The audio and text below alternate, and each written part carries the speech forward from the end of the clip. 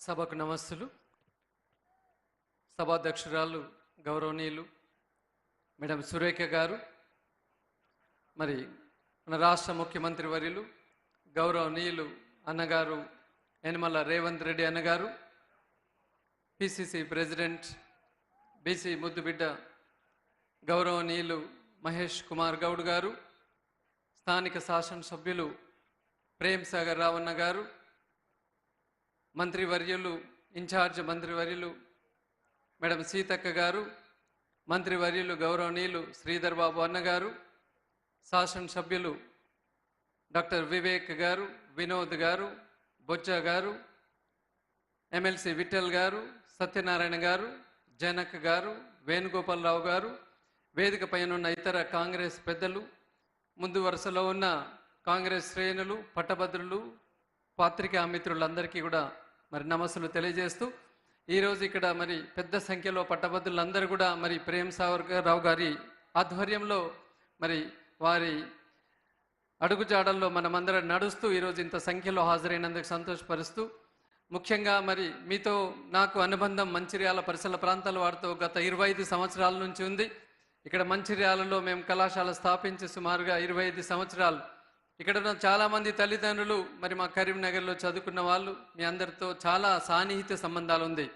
మరి మీ అందరి ఆదరాభిమానాలతో మరి తెలంగాణలోనే ఒక ముఖ్య విద్యా సంస్థగా ఎదిగిన అల్ఫోర్స్ నేను ఖచ్చితంగా మీ యొక్క ఆదరాభిమానాలతో, మీ యొక్క ఆశీస్సులతో మరి ఈ రాజకీయ నా జీవితంలో మొట్టమొదటిగా మీ ముందుకు వస్తూ మరి పట్టభద్రులు ఎమ్మెల్సీగా వస్తున్న నాకు మీరు ఆశీర్వదించాలని కోరుతున్నాను.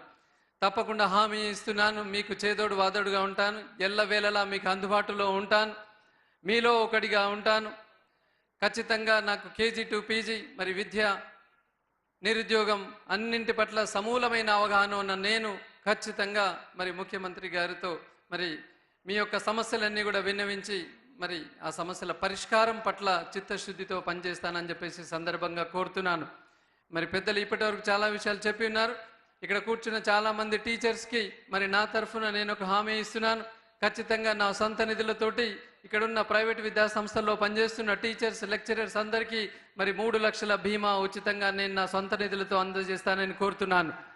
అలాగే ప్రైవేట్ విద్యా సంస్థల్లో పనిచేస్తున్న ప్రతి ఒక్కరికి కూడా మినిమం బేసిక్ శాలరీ మీ యాజమాన్యాల చేత అందేటట్లుగా నేను వర్క్ చేస్తానని చెప్పేసి కోరుతున్నాను. ఈరోజు మరి వాళ్ళ యాజమాన్యాల ఫీజు రియంబర్స్మెంట్ గురించి ఇప్పుడే మంత్రివర్యులు శ్రీధర్ బాబు అన్నగారు మరి చెప్పి ఉన్నారు. ఖచ్చితంగా రాబోయే రోజుల్లో అవన్నీ కూడా స్ట్రీమ్లైన్ అవుతాయి కాబట్టి మరి అందరి ఆశీస్సులు కూడా కావాలని కోరుతున్నాను. ఇవాళ ఇక్కడ మరి కోల్ మైన్స్లో పనిచేస్తున్న క్వాలిఫైడ్ మరి ఎంప్లాయీస్ ఉన్నారు. వాళ్ళందరికీ క్వాలిఫికేషన్తో పాటుగా మరి క్వాలిఫికేషన్ చూసి మరి ప్రమోషన్స్ ఇవ్వాలని ఒక రోజునే వెళ్ళినప్పుడు చెప్పారు. తప్పకుండా మరి ఆ సింగరేణి మైన్స్లో పనిచేస్తున్న క్వాలిఫైడ్ ఆశ్చర్యం బీటెక్, ఎంటెక్ వాళ్ళు చాలామంది అక్కడ ఆ రోజుల్లో కనపడ్డారు. వాళ్ళందరూ కూడా క్వాలిఫికేషన్తో మాకు ప్రమోషన్స్ కావాలన్నారు. దాని పట్ల కూడా నేను చిత్తశుద్ధితో వర్క్ చేస్తానని చెప్పేసి కోరుతున్నాను. మరి వాళ్ళ రాష్ట్ర పరిధిలో లేకపోయినా అహోరాత్రులు పనిచేస్తున్న కార్మిక శ్రేణులు మరి మా అందరికీ చాలా ఇన్కమ్ ట్యాక్స్ కట్ అవుతుంది, ఎగ్జామ్ట్ కావాలి, చాలా రాష్ట్రాలు అది ఇంప్లిమెంట్ చేస్తలే అన్నప్పుడు కూడా అనుకున్నాను ఖచ్చితంగా మరి ఈ సమాజంలో ఎవరికైనా మనం ఏదైనా చేయాలంటే అది సింగరేణి కార్మికులని భావిస్తూ దాని పట్ల కూడా ఖచ్చితంగా మరి నేను శ్రమిస్తానని చెప్పేసి కోరుతున్నాను. ఇవాళ ముఖ్యంగా నిరుద్యోగులు, ఇవాళ రాష్ట్ర ప్రభుత్వం ముఖ్యమంత్రి రేవంత్ రెడ్డి అన్నగారి ఆధ్వర్యంలో అనతి కాలంలోనే 1000 ఉద్యోగాలు ఇచ్చేసి ఇవాళ నిరుద్యోగుల్లో ఒక ఆశలు చిగుములు చేసింది. ఇవాళ లైబ్రరీలన్నీ కిటకిటలాడుతున్నాయి.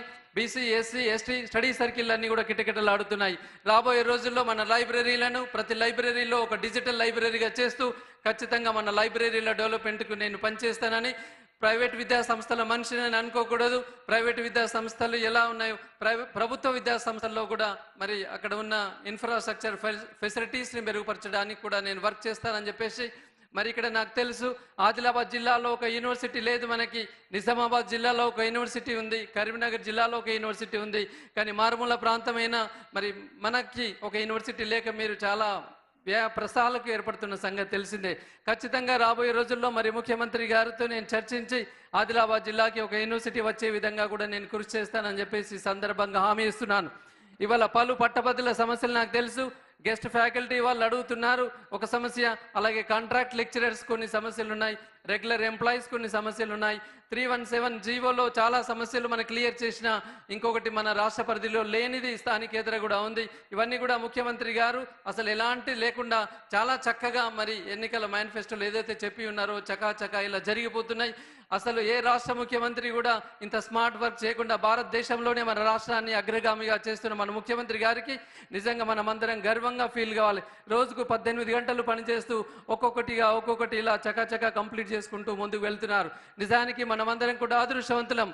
10 సంవత్సరాల కాలంలో ఎలాంటి ఉద్యోగాలు కానీ మరి ఉద్యోగులకు కానీ ఎలాంటి వెల్ఫేర్ లేకుండా ఉన్న మనం ఈ 10 నెలల్లోనే ఎన్నో కార్యక్రమాలు చేసుకొని అందరూ కూడా ఆనందంగా ఉన్న ఈ పరిస్థితుల్లో ఖచ్చితంగా మరి మీ అందరి ఆశీస్సులతోటి ఎమ్మెల్సీగా గెలిచి మీలో ఒకటిగా నేను ఉండాలని చెప్పేసి, మీకు సేవ చేసే భాగ్యం నాకు కల్పించాలని చెప్పేసి కోరుకుంటూ 27వ తేదీ రోజు జరగబోయే పట్టభద్రుల ఎమ్మెల్సీ ఎన్నికల్లో మరి 2వ వరుసలో ఉన్న కాంగ్రెస్ అభ్యర్థి అయిన నాకు మీరు మొదటి ప్రియారిటీ ఓటు వేసి భారీ మెజార్టీతో గెలిపించాలని చెప్పేసి శిరస్సు వంచి మీ ఆశీర్వాదం కోరుతున్నాను. ఇంత గొప్ప సంఖ్యలో ఇక్కడికి వచ్చేసిన మీకు, అలాగే వేదిక పైన ప్రతి ఒక్కరికి హృదయపూర్వక ధన్యవాదాలు తెలియజేస్తున్నాను.